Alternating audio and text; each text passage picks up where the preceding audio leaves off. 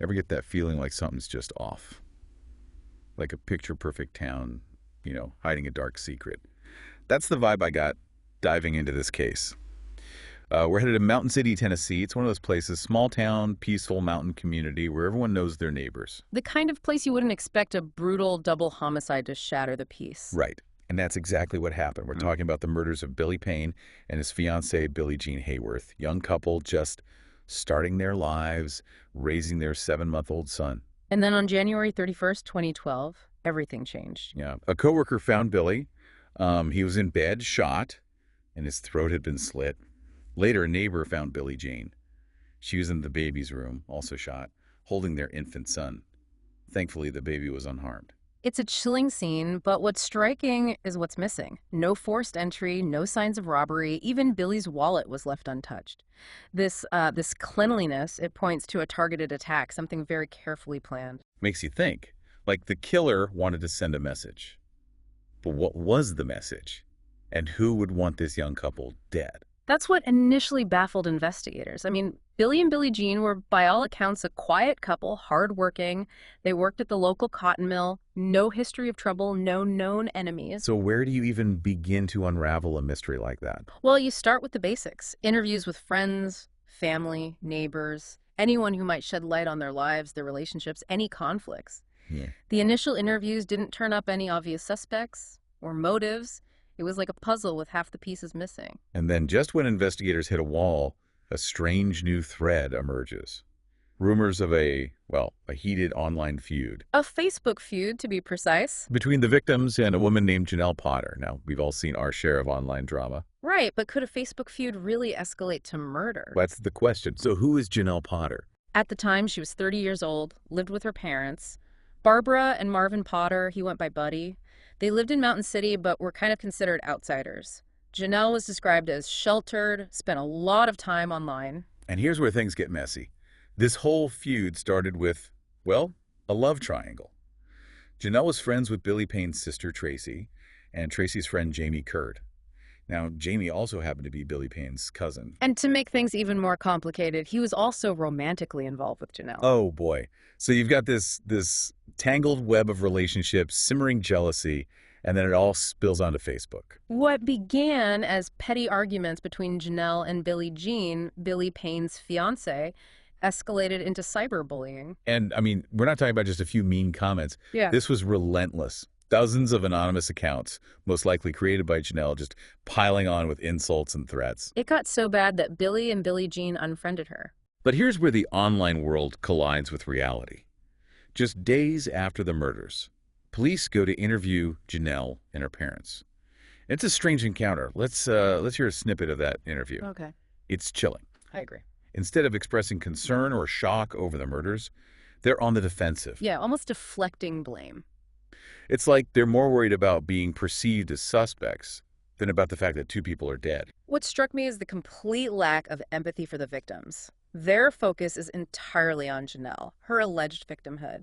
She claims to be harassed, threatened, even feared for her life. And this narrative, her being the victim, as we'll see, plays a crucial role in what happens next. So we have a potential motive, a volatile online feud, and a family that seems more interested in protecting themselves than cooperating. But there's another piece of the puzzle, someone deeply entangled in this web of relationships. Jamie Kurd, the boyfriend caught in the middle of the love triangle. Jamie's involvement is fascinating and tragic at the same time. Remember, he's not just Janelle's boyfriend, he's also Billy Payne's cousin.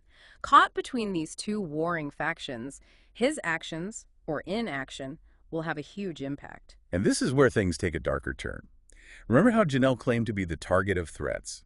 Well, in his initial interviews, Jamie denies knowing about any of these threats. He downplays his relationship with Janelle, trying to distance himself from the mess. But investigators sense he's holding back, and they're right.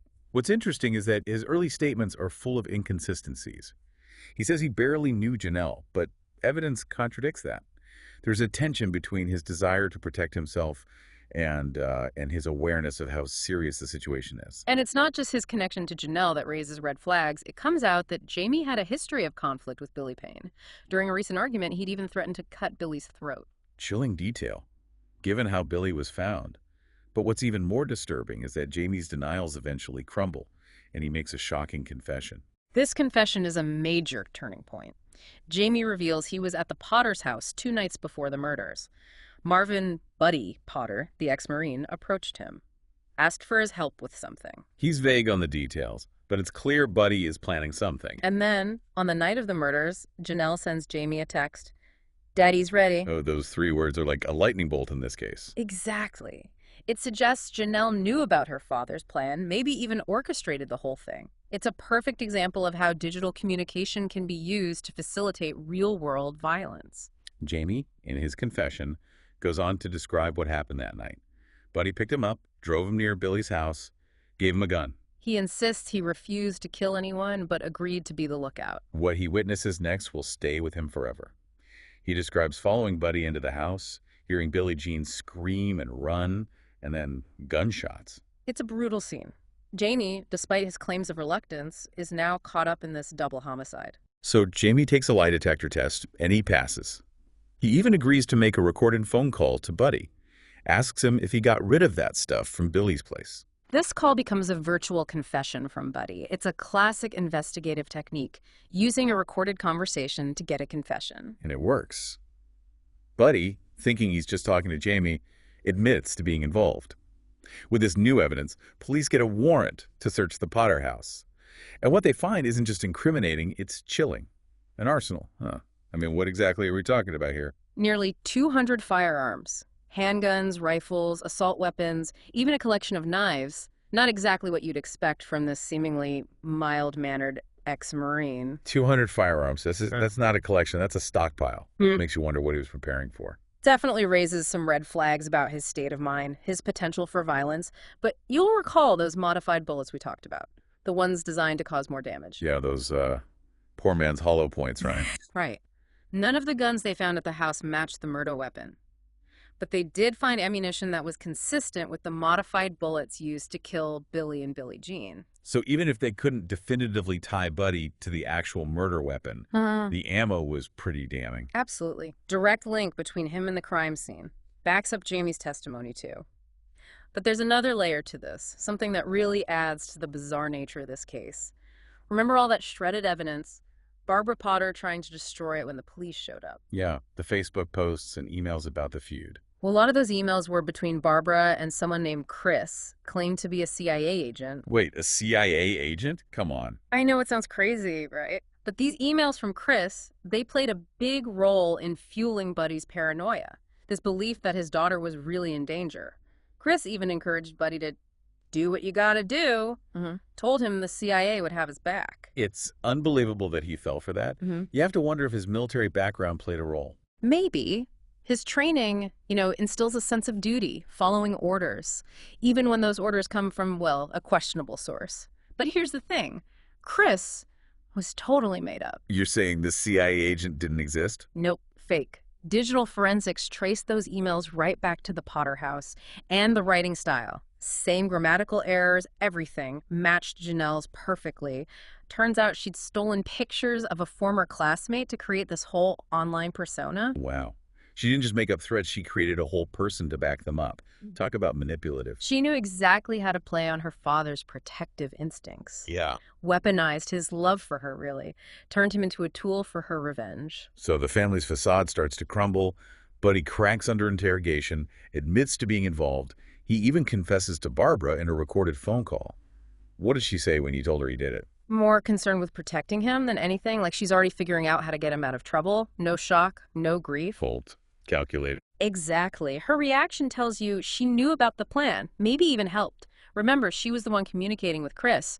Really solidifies her role in this whole charade. And it gets worse. Buddy calls Janelle from jail, tells her not to worry. Yeah, that call really gives you a glimpse into their dynamic. Reassuring her, comforting her. It's a twisted kind of love, the kind that led to the death of 2 innocent people. Warped sense of loyalty and protection, clouded judgment, devastating consequences, and now they're facing those consequences All three of them charged with felony murder. Meaning, even though Janelle didn't pull the trigger, she could still be held responsible for the murders. Right, because of her role in setting everything in motion. Yeah. And Jamie Kurd, initially charged with first-degree murder, gets his charges reduced in exchange for his testimony. So he becomes a key witness for the prosecution, gives them a first-hand account of the Potters' involvement. But the question remained, could the justice system really untangle this web of manipulation? Could they hold each person accountable for their part in this tragedy? That's a lot to unpack. So we've got these trials coming up. And it seems like we're dealing with different levels of responsibility here. You have the actual killer, but then there's this web of manipulation that led to the murders.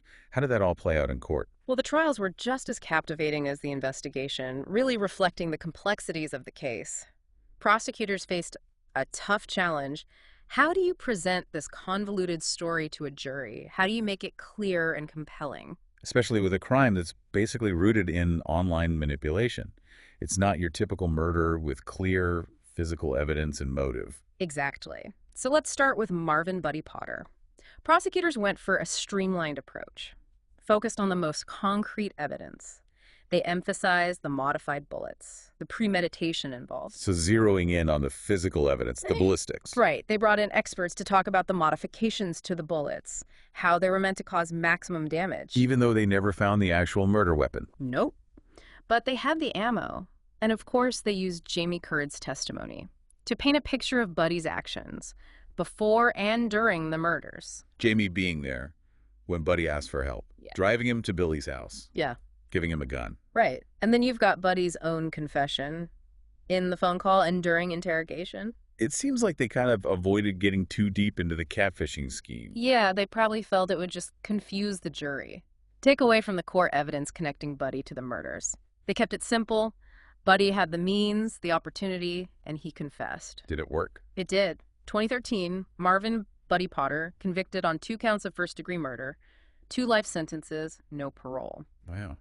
2 life sentences. That's a serious outcome. Really shows that the jury believed he was fully responsible. Absolutely. But then you have Janelle and Barbara. Their trials took place in 2015. Different challenge for the prosecution. With Janelle, they had to prove she was the mastermind, that she intentionally manipulated her father into committing murder. That must have been hard. Proving intent when you're dealing with someone who might have a distorted sense of reality. Tough case, for sure. Prosecutors presented a ton of evidence. Her online activity, the fake accounts, the Chris persona.